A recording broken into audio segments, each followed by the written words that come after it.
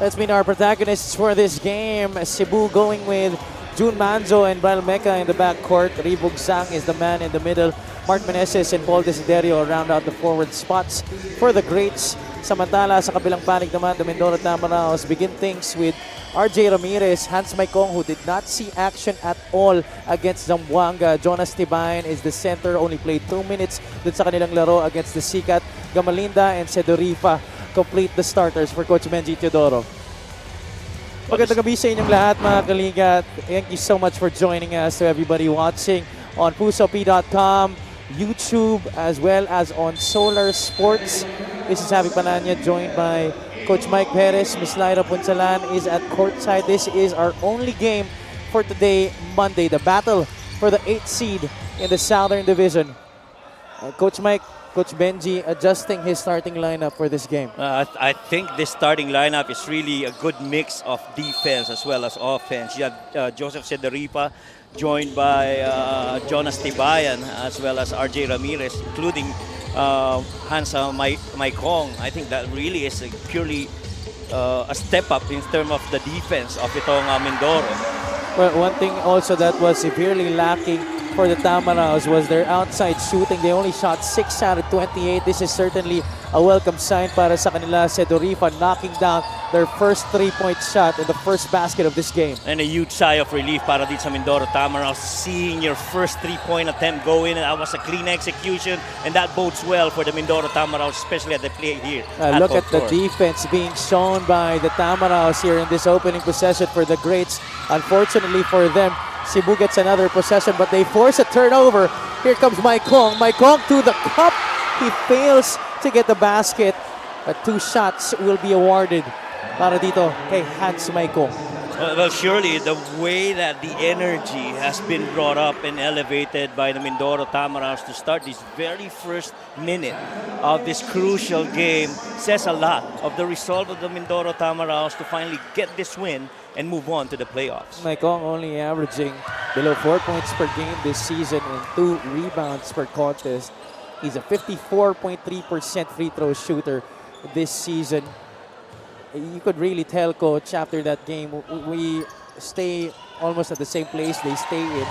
You could see the looks on their faces, how devastated they were when they lost to Zamboanga. Oh yeah, surely. We saw that energy. It's kind of different from the last time we were here. And kita mo talagang laser focused din sila, understanding what's the mission on hand. As you see that good drive by Mark Meneses, he too has been pretty excellent for the greats. Oh, what an exquisite sidestep right there coming from Mark Meneses, under control, decelerated towards that 1-2 step. Yeah, I think importante din yung pag-decelerate. I'm glad that you pointed that out, Javi, because that is an important part of how he's going to play the length of the floor. Gamalinda missing from the outside. Baseline jumper for RJ Ramirez won't work. The Tamaraos will have possession still here with 14 on their shot clock. Well, this extra possession would not have been possible if not for the activity of Jonas Tibayan. This might be a game where we see Jonas Tibayan influence the result of this match. Late double coming from Ugsang to help out Meneses on Gamalinda. And the Tamaraos turn it over. And now they got to play a good defense here. This is one thing that we've seen for quite a while. Mark Meneses bringing the ball down for the Cebu Greats. And his ball handling has certainly improved this season compared to last year. Coach, you remember when he tried to grab and go or tried to handle that basketball the length of the floor, madalas naagawan siya. All right, that clearly is an improvement. Cedorifa for another 3. Masyado malakas yung tira ni Cedorifa doon. Desiderio leading the break here for the greats. Could not finish with the right. Thought he was hit on the head. Counter-attack here for the Tamaraos. Maikong sidesteps to the left, off the glass. Wala rin. That's 2 times already. That's happened here in the opening minutes. Maikong missing a point-blank shot na linuluwa lang. Oo, 2 beses na yun. Pumasok na pero lumabas pa rin. Little bit sumobra siguro yung English dun sa tira na yun. Eto, takbuhan na naman tayo sa kabila. Tibayan only has Manzo in front of him. Leans in off the glass.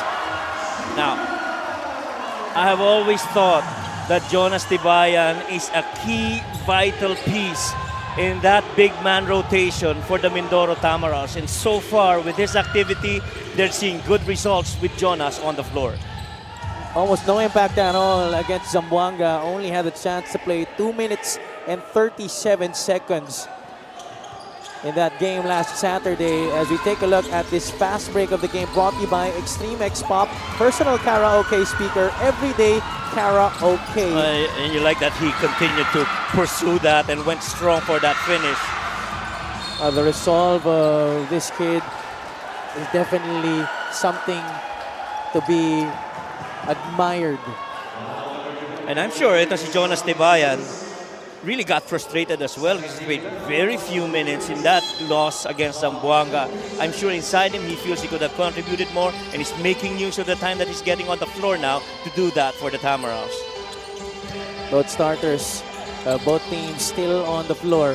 Sedorifa handling the rock. Ugsang taps it. Mindoro keeps possession. Gamalinda swings it to Maikong. Ramirez wasn't quite ready for that pass. Well, that pass was too strong. He would have been better off with a bounce on that short corner. Meneses sees Ugsang. Oh, Reeve overshoots it near the basket. That was a gimme. And the Tamaraws slow this down.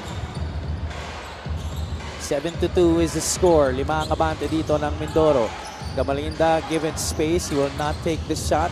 Ramirez guarded here by Brian Mecca.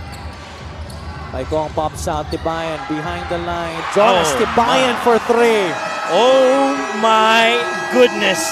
Jonas Tibayan has woken up big time for the Tamaraws to start this game. That is another huge three, the second in the game for them, and just a good kick swing action para dito sa Mindoro Tamaraws. Jonas Tibayan with a 3. As 3-point shot of the game brought to you by Extreme One-Stop Shop Appliances. 5 points here in the first quarter para kay Jonas Tibayan, helping Mindoro to a 10-2 lead. Last Saturday, the Mindoro Tamaraws succumbed to the Zamboanga Sikat family Sardines. And that game went down the wire, halos no, coach. It was in the fourth quarter where that game was really decided. Mindoro actually had a couple of chances during the end game but could not really capitalize. It was really a matter of them missing a lot of their shots from the outside, which is one of their main strengths. Yeah, but they were taken out of their comfort zone. And when I say comfort zone, they couldn't get to their threes and couldn't get to the paint.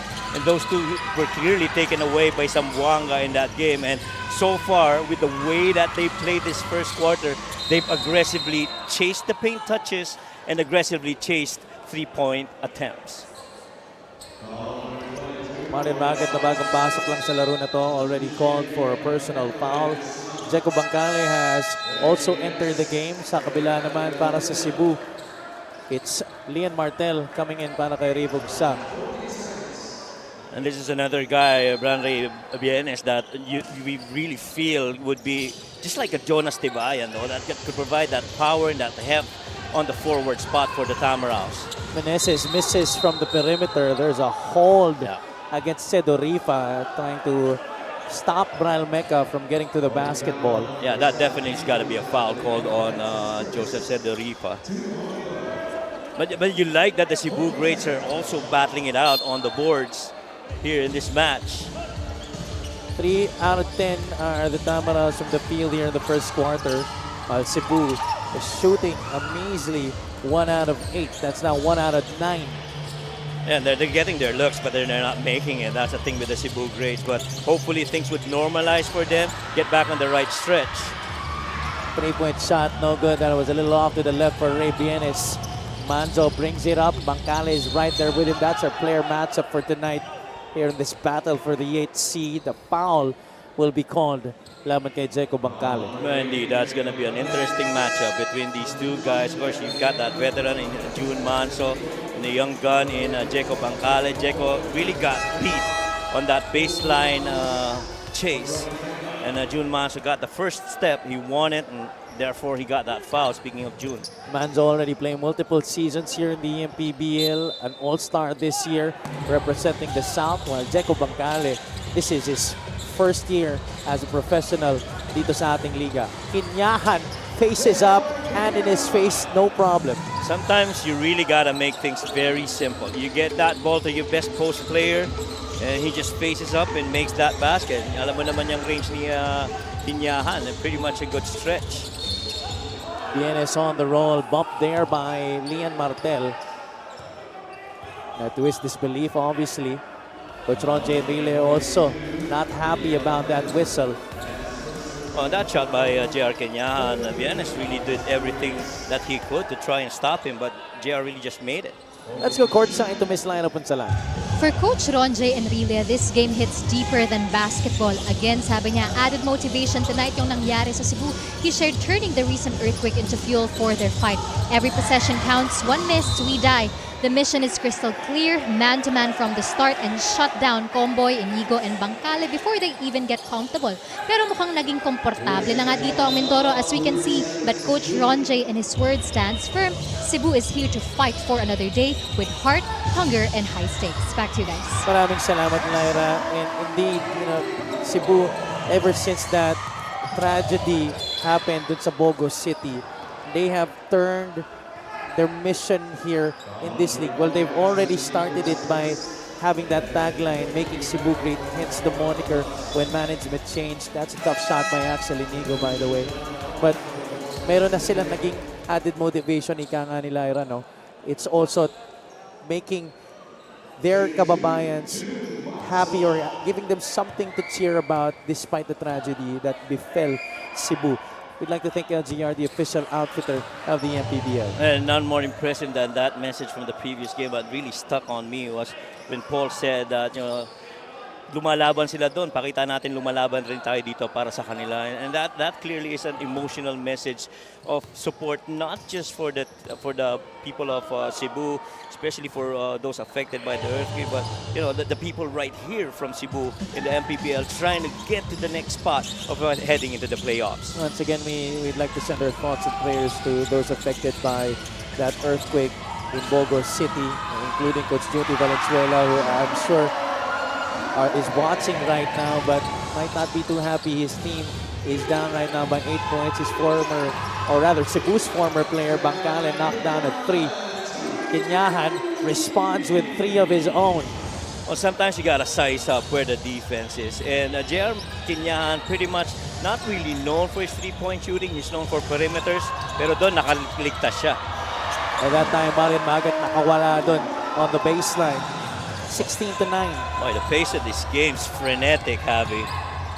Everybody just wanting to go up and down and get paid touches and speed the game up. Did you expect anything less, Coach? I did not. But this is surely living up to my expectation. Manzo missing. Lian Martel couldn't get to the offensive rebound. Bangkale was stopped there by JR Kenyahan. With a high-paced game, they're playing with a lot of speed. In my opinion, it's the team that plays with that pace and control, which normally would get advantage in the game. And so far, I think the game's been pretty frenetic between these two. I don't think there's been a control yet on the speed. I think the game is going to be better as we go on. Both teams already in the penalty. Inigo gets it to Comboy, shot fake, dribbles into the lane, the kick out to the corner, Bangkale lays it up, no good on the shot. Matakbo dito si Bumbum Tampus, spins against Comboy, little dipsy do will not work. Bangkale leaves it for Bienes. It was all ball, says our baseline referee. It will stay still with the Tamaraos. Oh boy, if that chase of Boom Boom Tampos does not send out a clear message that they are going to do everything in their power to try and win this game for the Cebu Greats, then I don't know what would. Gaya ng sinabi ni Coach Ronje Enrile, mula sa puso ang nilalaro nila dito. Absolutely, definitely. Bangkale gives it up to Axel Inigo. This is a two-point guard set up on the floor for Coach Benji Teodoro. Axel will take it from way downtown. That's going to be a miss. Well, he's another three-pointer that they're going to need to make shots. JR for another 3. Oh my. He is feeling himself here in the first quarter, Coach. Oh, they always say that the big man is a trailer that's coming back from the backcourt. He's the most deadliest guy because for the most part, that defense is going to drop, which is exactly what JR Kenyahan knew, and so he took it. 8 quick ones para kay JR Kenyahan, but he also gives up 2 fouls here in the first quarter. Trail job, nothing but bottom right there from three-point country. para kay JR Kenyan. Just understanding the next play that's going to happen. If you are a scorer from the outside, and especially if you're a big man, you know you hit your shot from the other side. You got to hit it another one and take from the top of the key. I'm sure many kids nowadays, Coach, would hardly imagine that a man called Baby Shaq would be actually this good from the outside as a big man. I agree. But he's got a pretty good touch from the outside to see JR Kenyan. Equally, just like Ken Bono would have that stretch of 3 from the outside. Comboy, those are his averages this season, but was only good for 2 points in that game against Sikat. He was one of those guys who were severely missed by the Tamaraos. Amon able to score for the Greats. Quick trigger here for Axel Inigo. He rattles that 3 home. The arrows are out. This is going to be a game about trust and confidence. Axel Inigo earlier missed that shot, but still, Ino Comboy, their top 3-point shooter, gave up that rock over to Axel Inigo, understanding he's the least guarded guy and he can hit it from there. This is the shot that we were talking about. Ino had a shot, but he had to give it up to Axel, who had that lesser defender right in front of him, and really just yung tiwala ba na, you're gonna go in and make that shot. Those are two guys who are very familiar with each other, Coach. Teammates in college with the FEU Tamaraos. Comboy making that delivery, but on the other side, the ensuing play, Tampus skies in for an offensive rebound. He really gives you a lot of that hustle on the glass, Coach, just because of his athletic ability. Yeah, I do agree. And Boom Campos, if he continues to play this way with a lot of intensity, I expect the control to come in a little bit slower para sa kanya. It is going to bode well for this guy in Boom Campos. Bangkale against separation against Tampos. Hontiveros almost lost it. Able to salvage it. He saves it to Hamon. Lamang ng 4 ang Mindoro. That's just a 2-point lead right now for the Tamaraos. After that Hamon basket, he has 4 in the game. Not a good defense right there by Bam Gamalinda. Full speed ahead. John Hamon was really looking for that drive down the nail. Could have opted to drop coverage, but Bam Gamalinda trying to take that back. Just below the free throw line. 14-footer right there para kay Bam Gamalinda. And what's important with Bam is he hits those perimeter jumpers, because if those threes start to be dry para sa Tamaraos, that's gonna matter yung shots niya from the perimeter. That's a tough shot taken by Jer Kenyan. Well defended by Bam Gamalinda. Gamalinda wanted it. Comboy finally gets it to him. Almost traveled. There you Axel go. Inigo is wide open. That go. is specialty of the house for Axel Inigo. Coaches always tell you, you attack, you skip, you swing, you generate that other guy that's going to be free, which happens to be Axel on that end. And you just saw the proud parents, Mr. and Mrs. Inigo, in the venue here at the Bola Gymnasium. I think the last game, yun lang ata yung kaisa-isang game ng kahit na sinong Inigo brother na na-miss nila.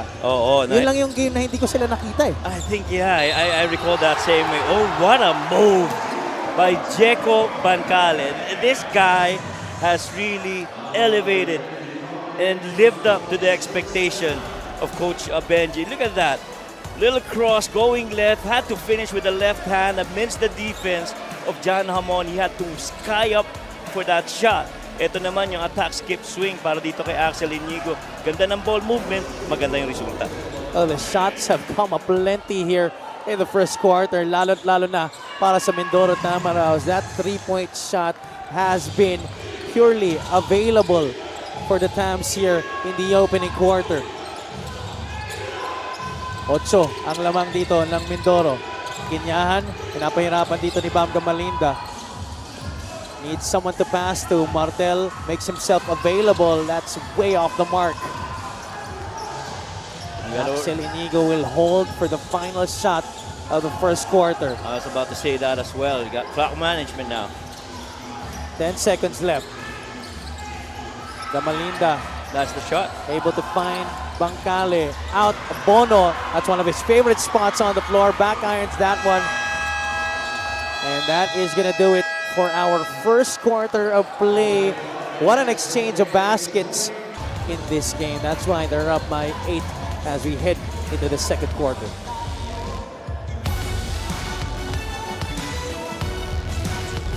Able to conquer the Davao Occidental Tigers in a rivalry battle for the right to extend their season. This also happened last Saturday here at the Poland Gym. The curtain raiser to that game between Mindoro and Zamboanga. Well, it was a game where the Cebu Greats actually controlled the boards. Pretty much that was it. You control the boards, you control the paint, pretty much you control the game. They were relentless, trying to get to those paint actions and controlling pretty much the percentage shots in that match. Yeah, the shot making wasn't pretty for both teams, but luckily for the Greats, they were able to control the glass, as Coach Mike mentioned. Hence the win here and a chance to face the Mindoro Tamaraos for an opportunity to extend their season. Second quarter of action now underway between Cebu and Mindoro. Magandang gabi muli sa inyong lahat mga kaliga. This is Javi Palanya, joined by Coach Mike Perez and Miss Lyra Punsalan. Certainly a much higher percentage from what both teams experienced in the first quarter of their previous matches. Oh, pretty much. That mas better yan, ika nga. And the shooting is gonna be influenced by how open the guy that's taking the shot or where on the floor they're taking it. And really for the most part, yung mga libreng tira para dito sa Mindoro ay nanggagaling sa magandang ball movement nila. Dolan Adlawan, who is wearing a headband with the words, "We got this, Cebu." Words of encouragement para sa kanilang mga kababayan who are going through a very tough time right now. Man, I like this insert of Dolan Adlawan on the floor. He's an energy guy and provides a lot of help in the paint. That free throw of the game was brought to you by Extreme Appliances, ang subok at kompletong appliance brand ng Pilipinas. I think the second quarter, everything's gonna settle down and this will be a better flow of game para dito sa dalawang teams na ito. 28-22, Gamalinda missing badly on that last shot. Tampos, it's a screen from Martel. He's defended here by Axel Inigo, goes to the drop step, gets his own miss. Second serving is good para kay Boom Tampos. I think Boom Tampos got everything that he wanted from there. He wanted to get to the right side of the floor. He wanted to take that shot amid that mismatch with Axel Inigo. And still he was able to control the offensive rebound and stick that putback. Boom Tampos has been high and low in the rotation of Cebu in the first half of the season when they were still under different management, and even with Coach Junti, also because of injuries, that has affected yung kanyang place dun sa kanyang mga minuto. But when he is playing well, he is such a big impact player para sa Cebu. That coming out party in the first game of the season against Caloocan, that really showed us that, itong si Boom Tampos, mapapakinabangan mo talaga to. Oo, ang laki ng upside na nakita ng mga followers natin dito sa MPBL, yung unang-unang game ni Boom Tampos na yon. And clearly, yung expectation tumaas para sa kanya. As you see, Jonas Tibayan once again, I mean, you get this much aggressiveness from Jonas Tibayan after providing very little in that loss, speaks highly of his commitment for this match for the Tamaraw. 7 points already as opposed to nothing against the Sikat. Manzo sees Martel wide open. He gets two Tamaraws in the air. Sedorifa and Gamalinda. It looks like the foul will be called against Bam. Smart play right there by June Manso. I understood he had that shot, but may kakampi siya sa ilalim na mas libre. And Lian Martel, crafty as he is inside, went for that fake, got two defenders right in front of him, and he got hacked for that foul. Martel at the line for two shots. Shade under 5 points per game this season. 5.5 rebounds, 59% from the free throw line. Let's go courtside once again to Miss Lyra Punsalan. For Coach Benji Chodoro, the biggest challenge now is kung paano kagad bumangon from that tough loss to Zamboanga last Saturday kasi wala lang time mag-dwell, fresh start agad ang kailangan. Good thing, nandyan ulit ang extra motivation from Mayor Ina Alegre who reminded them that she's proud of them no matter the result. They even had a heart check session before today's do or die para siguradong puso at composure ang baon nila this time, hindi yung gigil na sumira ng focus last game. Today, it's all about playing with heart and fighting like their season depends on it because it literally does. Back to you guys. Maraming salamat, Lyra. And Mindoro, they are on a quest to make the playoffs for the first time in franchise history. That's why this game is very important para sa kanila. Not that it's not important to Cebu, but itong Greats kasi, this franchise has reached the playoffs already before. They're trying to make the playoffs a second time sa kanilang franchise history. The last time they were in the playoffs was in the second season of the league. And curiously, they were matched up against Davao in that one. That's right. And ako, alam mo, Avi, nagustuhan ko dyan is yung commitment check kagad nitong Tamaraos after their first home loss, which was crucial in their quest for a playoff run.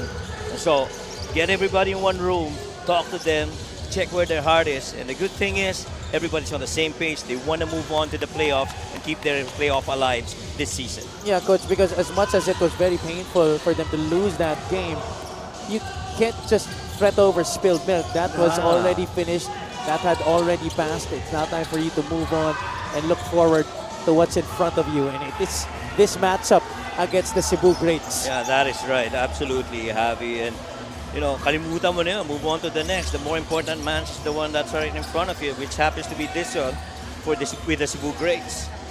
5 ang abante dito ng Mindoro. Gamalinda has a slight height advantage here against Paul Desiderio. Maikong pulls up. Jumper won't work. Rebound, Dolan Adlawan. Well, that possession was not so good for the Tamaraos. There was only one guy who touched the ball. There was very little movement on the weak side. It was all Bam Gamalinda and passing it off the last second. So flex action here for the Greats. May 3 minuto na nakakalipas dito sa ating pangalawang yugto. Empty possession right there para sa Cebu. I don't know if it's just me, pero feeling ko parang nagmamadali ang Cebu Greats. Ano? They haven't really settled down. Nandun yung level ng Gigil. Kind of like how Mindoro was playing against Zamboanga in that match. Tibayan only has Manzo in front of him. Left hand hook. He's perfect so far in this game. Oh my goodness. How good has Jonas Tibayan been? I'm sorry, I have to correct myself. He's missed one na pala. But he's 4 out of 5 in this game, Coach. 9 points in the game para kay Jonas Tibayan. And if you're not impressed with Jonas Tibayan right now, there's been a lot of story with what happened this season to Jonas, but this is his very first big game and good game back. And Jonas Tibayan definitely officially is back. Mad props for that young man na actually hindi pa talaga cleared maglaro eh. Pero siya na may gusto. Oo. Ang hirap rin kasi na gustong-gusto mong maglaro. You know you can contribute.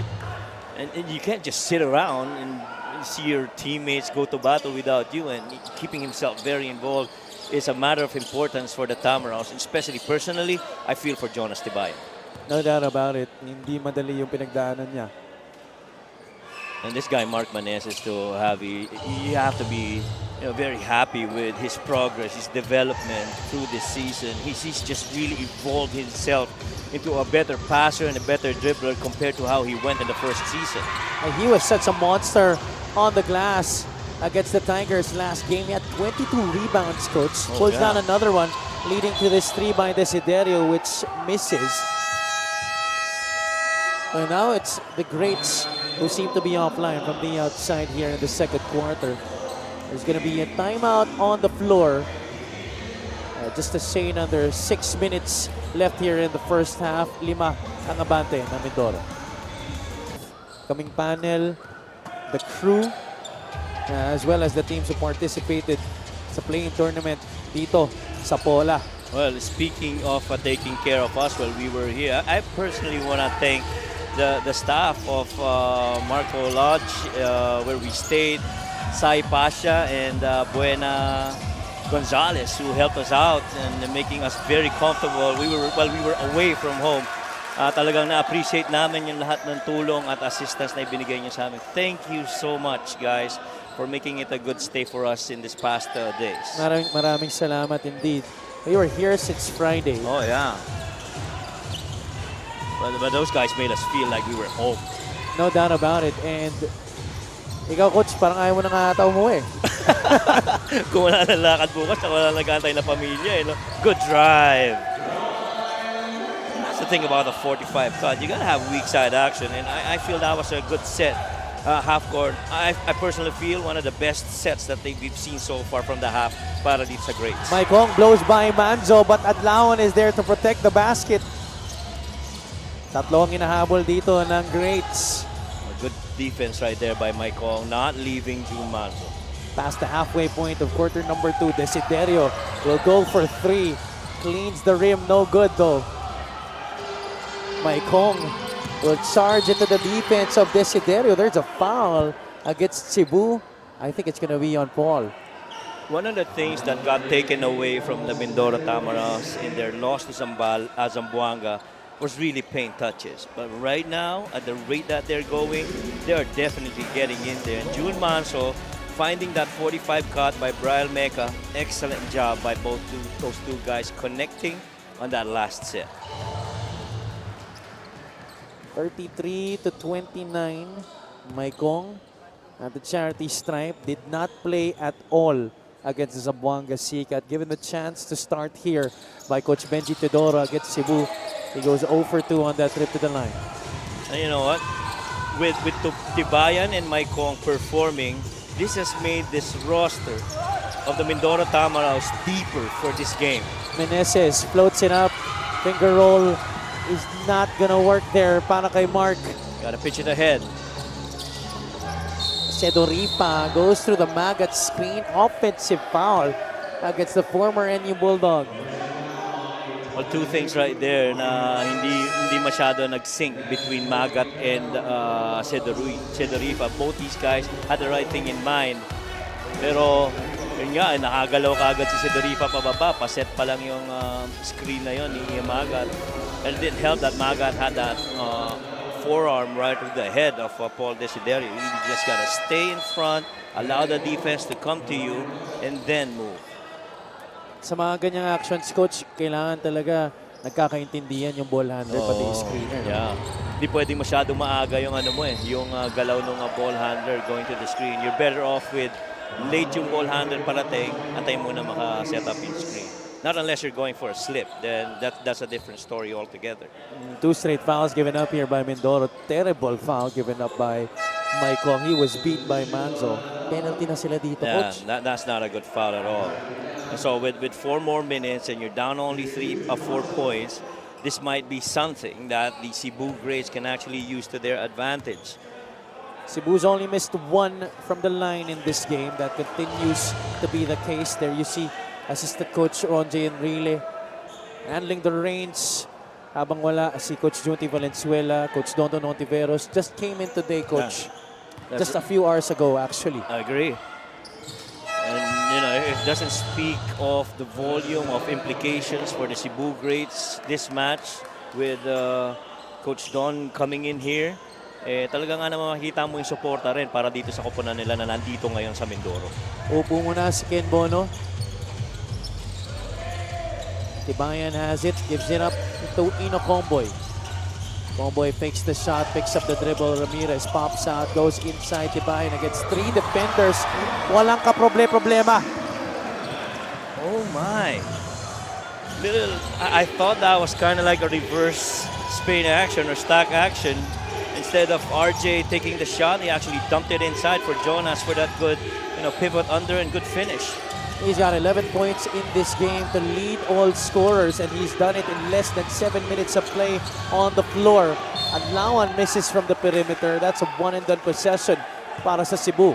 Boy, you gotta admire the unselfishness of this Mindoro Tamaraws. So I clearly thought RJ had a shot, but intentionally, he wanted to feed inside the hotter hand in the paint. This happens to be Jonas Tibayan. 3 on him, doesn't matter, he still makes that shot.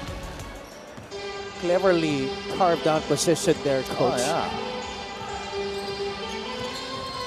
35-31, a chance to make this a 6-point lead, maybe even 7 with a 3.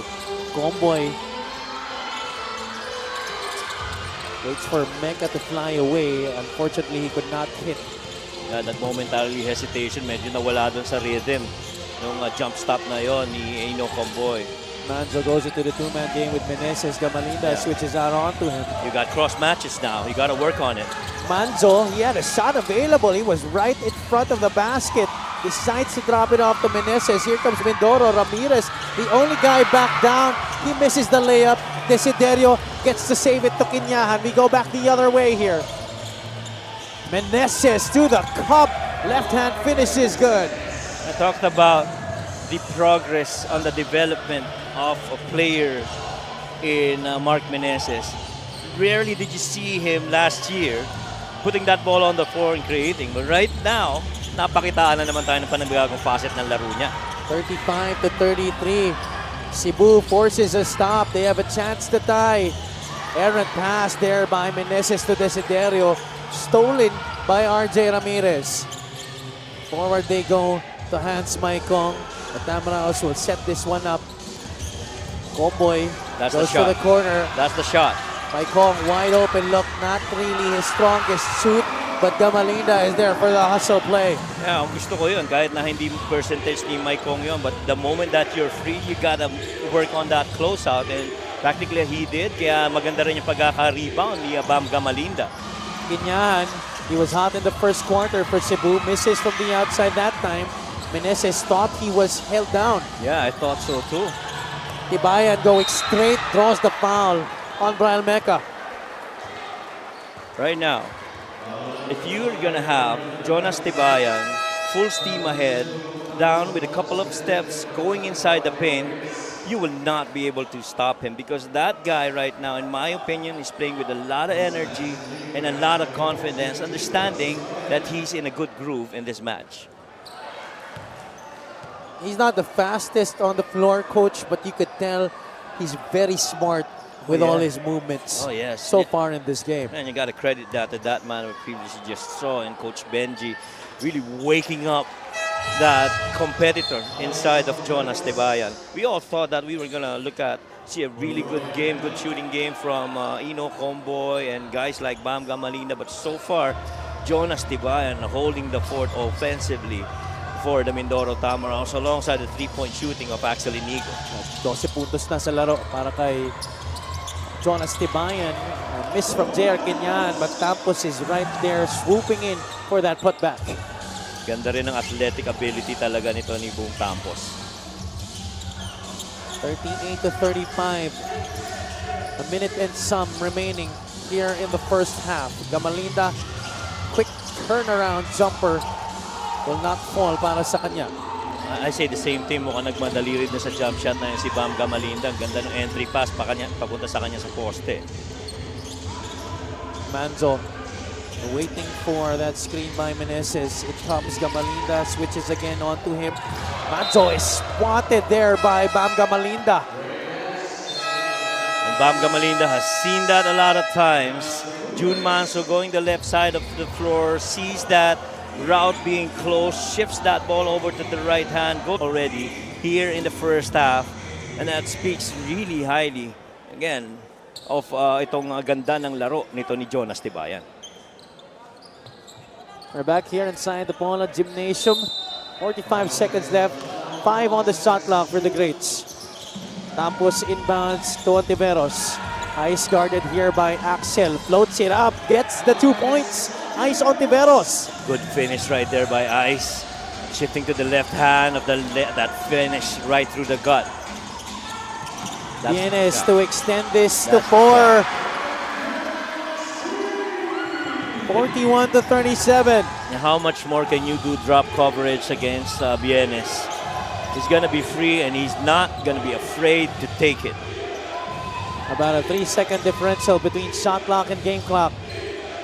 Kinyan will take it. Pumalog. Tapos another offensive rebound. Able to lean in for the 2 points. So far, Javi, one might say it's the other guys right now controlling this game for both these teams. It's not your usual Mansos, Desiderios, and Ino Comboys. It's the other guy, like Vienes right here, of that pass to the top as that drop coverage came in, that closeout came in late. He took that shot, and this time around, JR Kenyan trying to make another one, but boom, Campos, with all that leaping ability, able to finish against Axel Inigo.